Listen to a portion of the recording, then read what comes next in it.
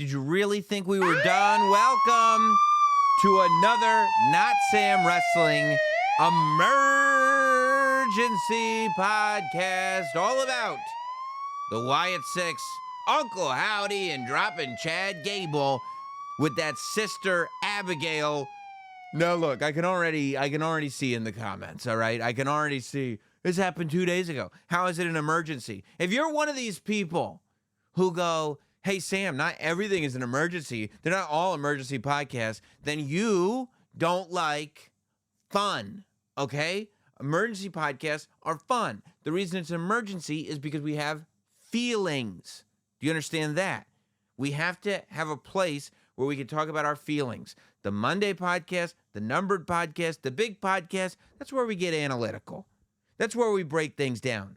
On the emergency podcast, we talk about our feelings. And I can't just dump them all on you, but Monday Night Raw this week required a couple of emergency podcasts. Yesterday, we hit you with the Seth Rollins, CM Punk, Drew McIntyre emergency pod because of all the feelings. And tonight, today, this afternoon, this evening, whenever you are listening to this, I've got more feelings for you. This time, a segment that I had so many feelings about, and I see some matching me, some don't. A lot of you do too. This, of course, was the Wyatt Six portion of Monday Night Raw, more specifically seeing Uncle Howdy drop Chad Gable with the Sister Abigail. So, of course, we should get into everything that we saw happen with the Wyatt Six. It starts with...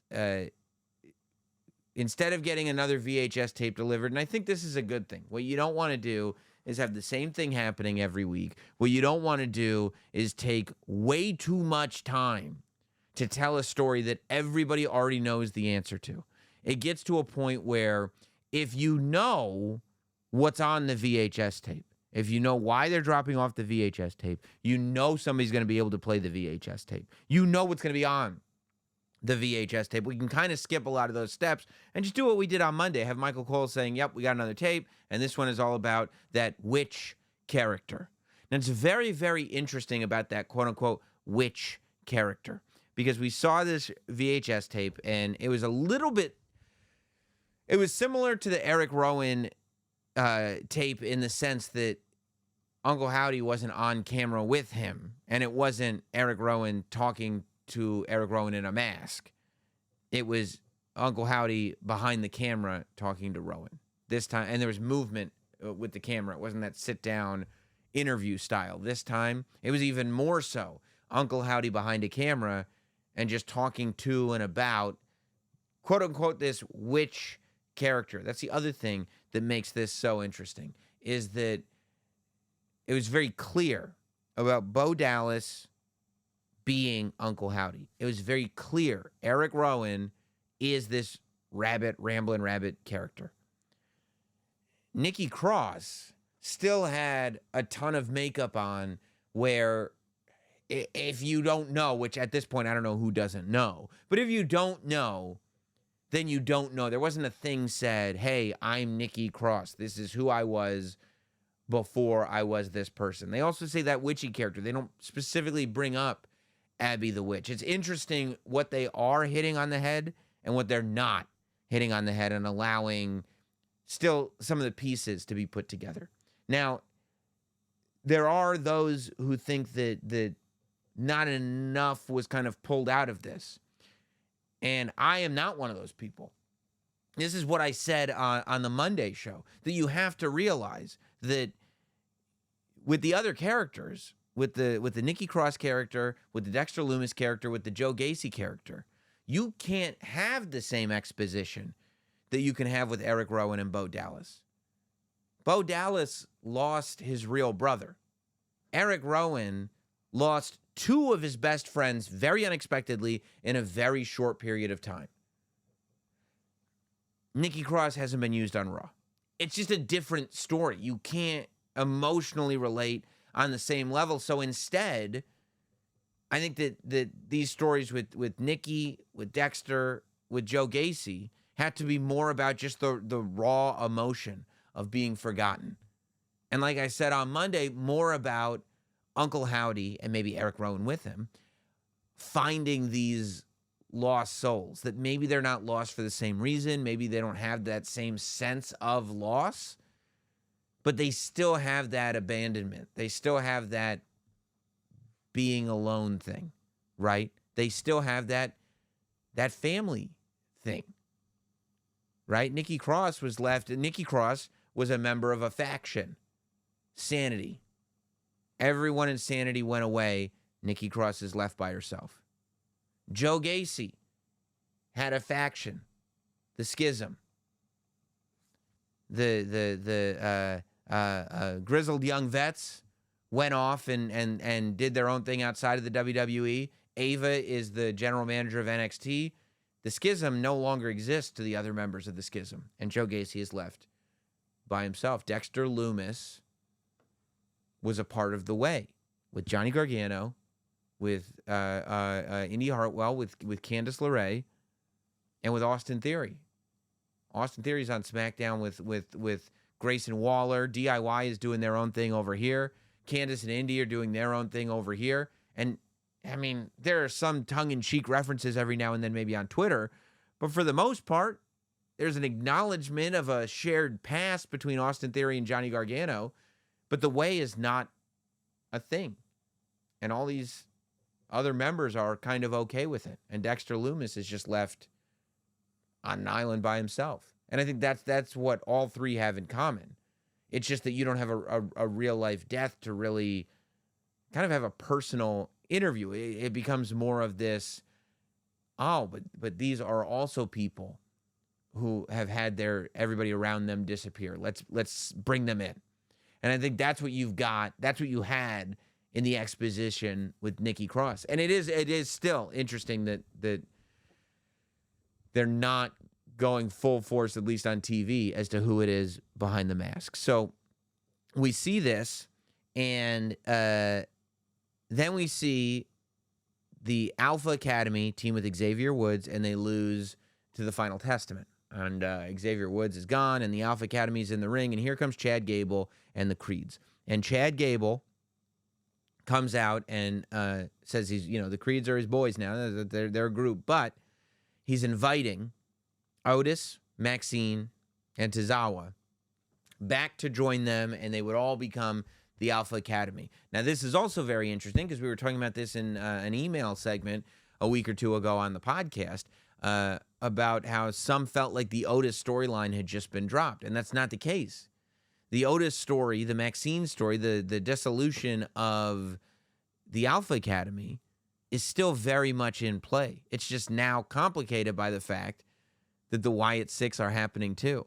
And you can't put a bow. First of all, it's not the WWE style right now because, especially on Monday Night Raw, we're seeing a lot of storylines interweave with each other. And I think that that's a positive. The way it's being done anyway, that can get convoluted and confusing. But right now, so far, it's been great. I think that if you put a bow on it and you give Otis his moment, then it really takes away from Chad Gable as an opponent for the Wyatt Six. Number one, because it's after a loss, but really number two, because if the point is that Chad Gable has not treated his family right, if Otis gets his revenge, the issue's kind of settled. You know what I'm saying? The Wyatts don't have nearly the problem. So Otis says no, and the new Alphas attack. Akira Tozawa's taken out. Maxine goes and takes care of her. They get Otis on the ground, but not quite enough. Otis is ready to come back, mounting a comeback. They get chairs out, and then boom, boom, the lights go out. And the crowd goes nuts. The first pop, which was the second biggest pop, was that first sound, boom, boom, and one section of the lights going down because everyone's like, they're here, they're here. And it's interesting because in all the vignettes, and we talked about this, in all the vignettes that we're building, I saw this Wyatt Six group as a heel group. You know, they seemed evil. And it's really clear that they're as much a babyface as anybody is in the WWE right now. So they get that pop. The Fireflies all come out. And Chad Gable and the Creeds, who had previously said one of the reasons why, Otis, you should come with us is because the Wyatt Six are after everybody, which is either, and you never know, it's either Chad Gable being oblivious or manipulative.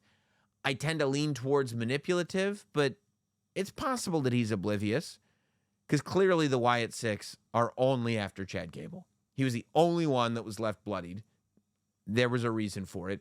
He's the only one that keeps getting attacked. And even this week, there was some speculation. I think it's happened before, but there was some speculation that for a little while, when Chad Gable and Jey Uso were kind of going back and forth a bit on Raw, that so many times that the Wyatt Six came in to get Gable, Jey Uso was involved in the segment. Jey Uso would powder out right before they came in. So there was some thinking like, oh, maybe it's Jey Uso who's the real target or at least involved. Clearly, Jey Uso is nowhere near this scene. So it does come back to Chad Gable. And not even necessarily the Creeds.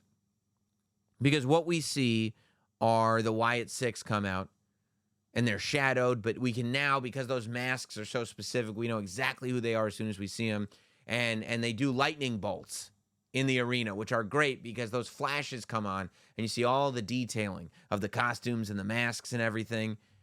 And that gets a pop, too. When they're there, that gets a pop. Maybe not quite as big as the pop for when the lights first went down, but still a pretty nice reaction nonetheless. And while the Creed brothers with their steel chairs are looking down the aisle at this Wyatt Six, ready for them, come on, come on, come on. That's when we get in the ring, and we see that Uncle Howdy has appeared behind Chad Gable, who Chad Gable is by himself in the ring. And this Uncle Howdy looks very different. I think so much better than any other incarnation of Uncle Howdy that we've seen. There's no hat. There's no trench coat. It looks like an Uncle Howdy that can actually wrestle, right? That is actually like, oh, yeah, this is a guy who's here to kick ass. He's got a sleeveless black shirt on. He's got that one glove on that I would imagine says Bray, the same way we saw it on their first night.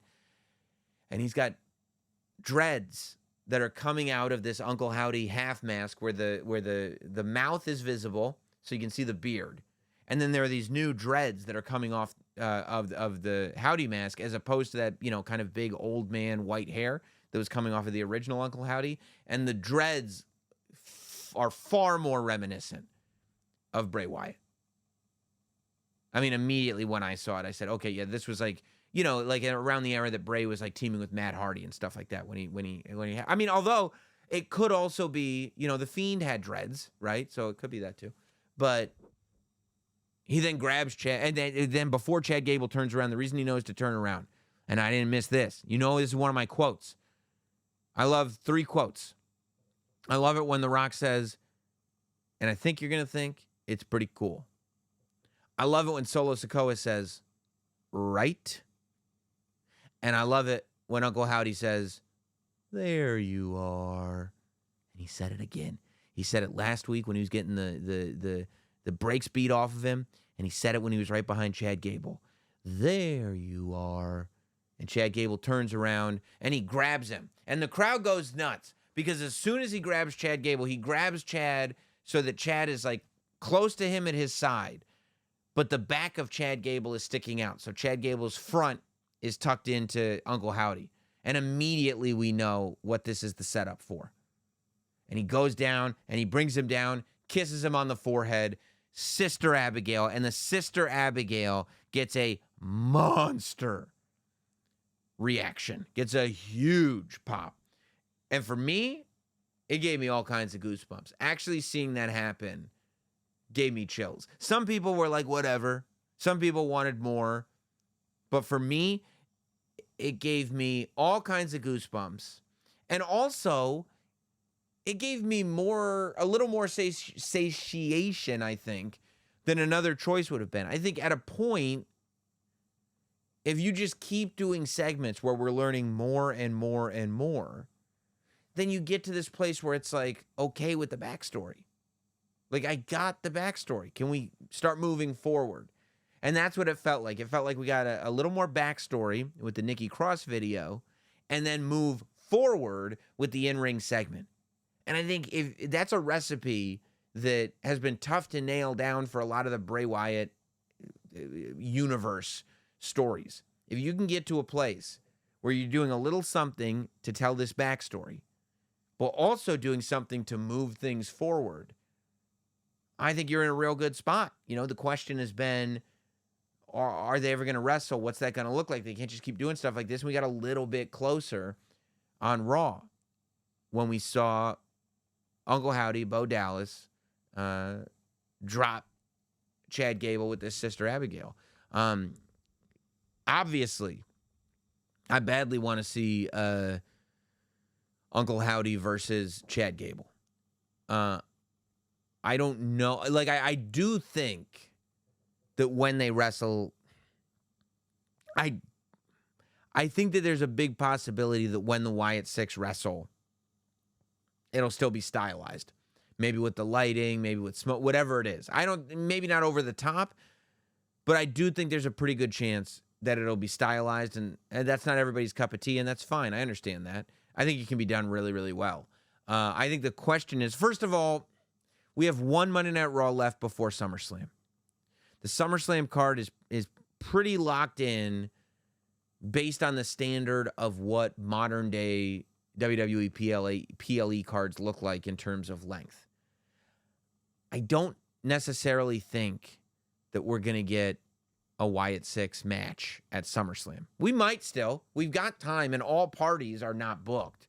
So we could. I think the question is, are we getting Chad Gable versus Uncle Howdy? Or are we getting Chad Gable and the Creeds versus Uncle Howdy and two of the partners, either Dexter Lumis and Joe Gacy, or Eric Rowan and Joe Gacy, or whatever the split ends up being? Or do you get the Alpha Academy? I guess then the Alpha Academy outnumbers them a little bit, so you probably don't. Yeah, I don't know. And that's kind of the fun of it. I don't know exactly where it goes. I want to see Chad Gable versus Bo Dallas with the Creed brothers fighting off the Wyatt Six. That's kind of the space that I'm in just right now, but everything changes so quickly, and this story evolves so quickly that it's hard for me to pinpoint exactly what direction is the right direction, and maybe it's any direction. But I found the whole thing exciting. I thought that it's just, for me, as a super fan of everything Bray did and everything that Bo Dallas and the Wyatt Six are doing right now, for me, it hit hard. I understand that for some of you it didn't, and if it didn't, you can send an email, you can leave a YouTube comment, you can put something in the review on the podcast site that you got this audio from, whatever you want to do. But for me, it hit hard. I'd love to hear what you thought. Maybe we'll talk about it more in the email segment on Monday's podcast. Don't forget that if you're headed out to Cleveland for SummerSlam, August 1st, I'll be at Hilarity's Comedy Club doing a live Notsam Wrestling podcast. It's going to be incredible. Get your tickets at notsam.com. And if you're going to Fanatics Fest in New York City, I'll be there on Saturday and Sunday doing live Notsam Wrestling podcasts as well. So very exciting times. So much going on. We needed a couple of emergency podcasts this week. Hope you enjoyed them. Hope you're doing well. We'll talk soon. I have no doubt about that. Thank you.